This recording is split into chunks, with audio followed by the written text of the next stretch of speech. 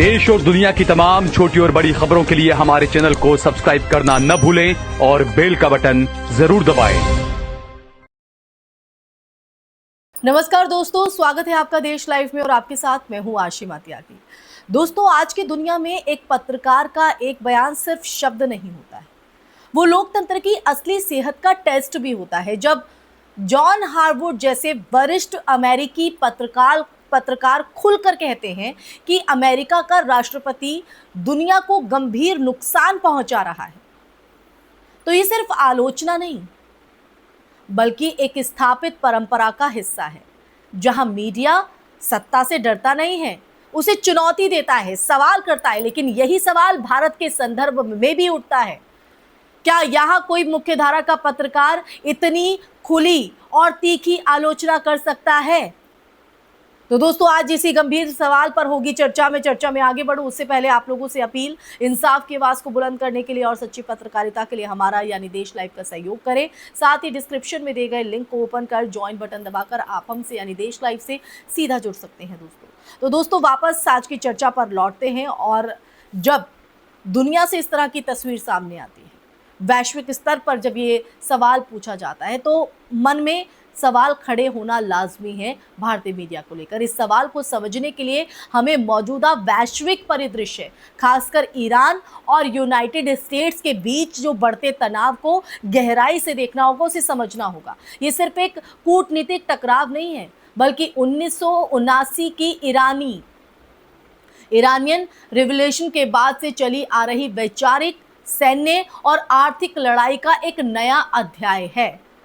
2015 का JCPOA यानी Iran nuclear deal, जिसे अमेरिका 2018 में बाहर निकल गया था, उसी के बाद से हालात जो हैं वो लगातार गिरते गए।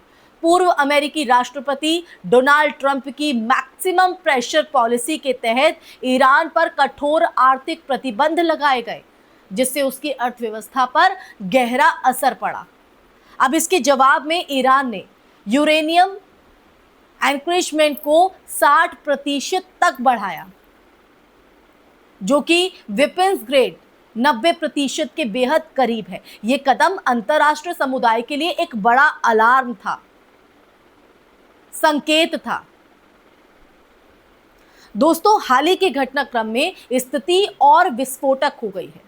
ईरान समर्थित समूहों जैसे हिजबुल्लाह यानी लेबनान, हौथीज यानी यमन और ईरान सीरिया में मौजूद मिलिटियस, इन्होंने अमेरिकी और इजरायली ठिकानों पर हमले जो हैं वो तेज कर दिए हैं। जवाब में अमेरिका ने पर्शियन गल्फ में अपने जो एयरक्राफ्ट हैं, एयरक्राफ्ट कैरियर्स और मिसाइल डिफेंस सिस्टम तैनात किए हैं। स्ट्रेट ऑफ हॉर्मुज की बात करें, जहां से दुनिया का लगभग अगर बात करें तो 20% तेल गुजरता है, वो इस टकराव का सबसे संवेदनशील बिंदु बन चुका है। आपने और भी टॉपिक्स में इसका नाम सुना होगा। अगर यहाँ कोई सैन्य टकराव होता है तो ग्लोबल ऑयल प्राइसेस में भारी उछाल जो है वो आ सकता है, जिसका सीधा असर भारत जैसे आयात निर्भर देशों पर भी पड़ेगा।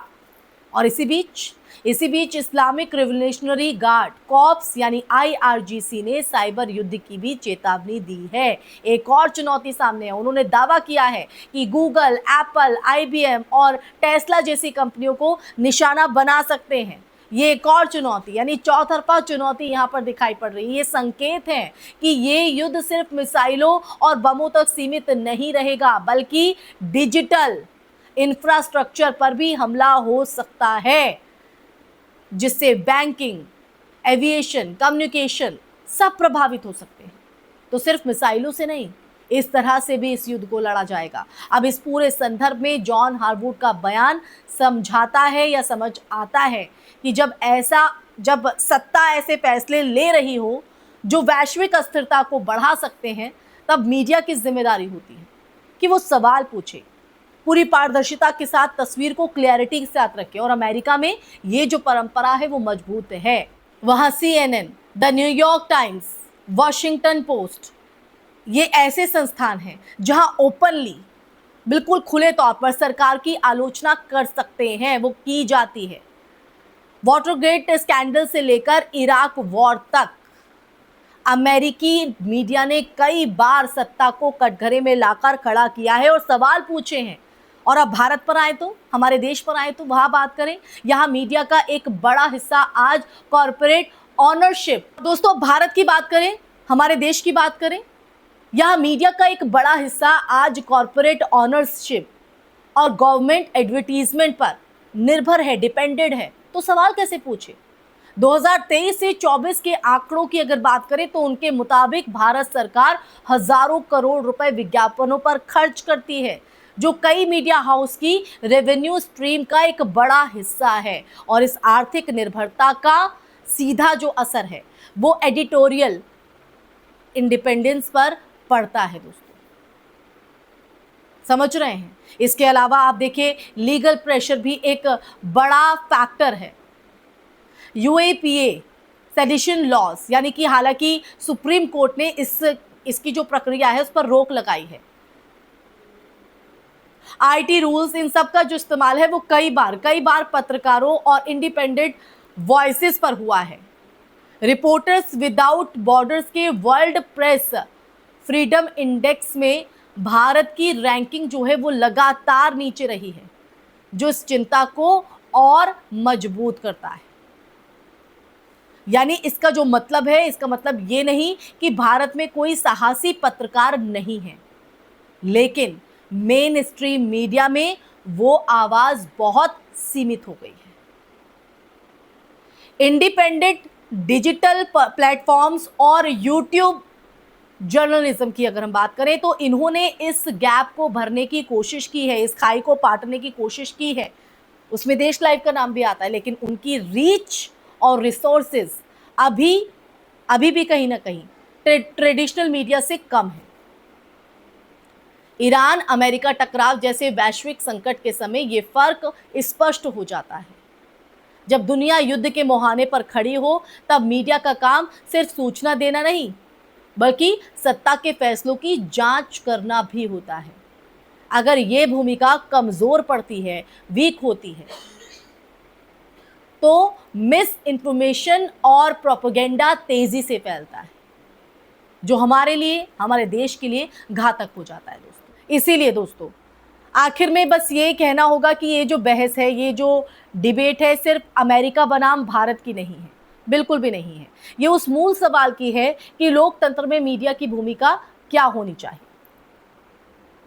क्या वो सत्ता का विस्तार बने या उसका निगरानी करता?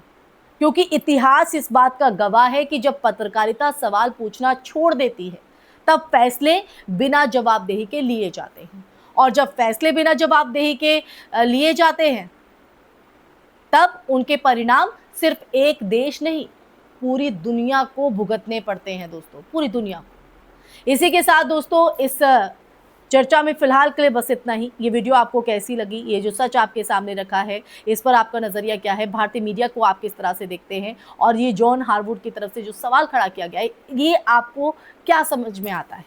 कमेंट सेक्शन में कमेंट करके दीजिएगा अपनी राय। इस वीडियो को ज़्यादा से ज़्यादा शेयर कीजिएगा, हमारे चैनल देश लाइव को सब्सक्राइब कीजिएगा। फिर हाजिर होंगी ऐसी ही चर्चा लेकर, तब तक के लिए अपना ख्याल रखिए। जय हिंद, जय भारत, नमस्कार।